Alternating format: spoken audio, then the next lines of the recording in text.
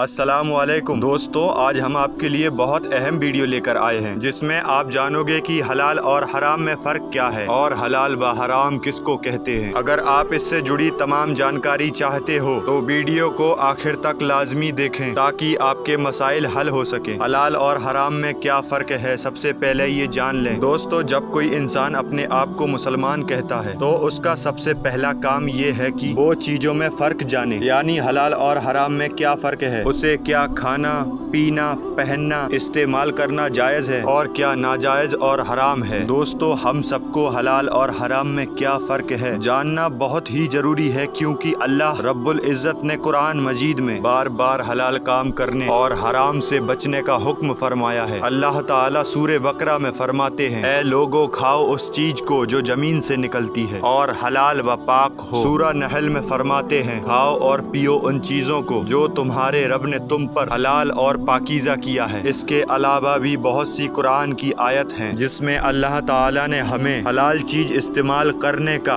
और हराम चीजों से बचने का हुक्म दिया है। सबसे पहले आप जान लें हलाल किसे कहते हैं। हलाल का मफहूम है कि जिस काम को करने का इख्तियार शरीयत ने हमें दिया है उसे हलाल कहते हैं, यानी जो चीज इस्लाम में जायज़ है उसे हम करें या ना करें वह हमारे लिए हलाल है। अब हम आपको चीजों के हलाल होने की कुछ शर्तें बताएंगे। हलाल चीज वो है जिसका जिक्र कुरान और सुन्नत से साबित है। कुरान पाक में अल्लाह रब्बुल इज़्ज़त फरमाते हैं कि तुम्हारे लिए अहले किताब का खाना हलाल है। किसी भी चीज की हलाल होने की दूसरी शर्त ये है कि किताब और सुन्नत में इसका जिक्र कुछ इस तरह हो कि गुनाह नहीं है या कोई हर्ज नहीं है, तो वो काम भी हमारे लिए हलाल है। मसलन हमारे ऊपर अगर ऐसी मजबूरी आ जाए कि हराम खाने के अलावा और खाना ना हो तो फिर वो हमारे लिए हलाल है, लेकिन शर्त मजबूरी है। अगर कुरान और हदीस में किसी चीज के हराम होने का जिक्र ना हो तो वो भी हमारे लिए जायज और हलाल है। अब आपको बता दूं हराम किसे कहते हैं। हराम उस चीज को कहते हैं जिसको करने का शरीयत ने हमें इख्तियार नहीं दिया है और उससे बचने का हुक्म दिया। आप ध्यान से कुछ शर्तें सुने हराम होने की। किसी भी चीज के हराम होने की पहली शर्त ये है कि वो कुरान और सुन्नत में हराम करार दी गई हो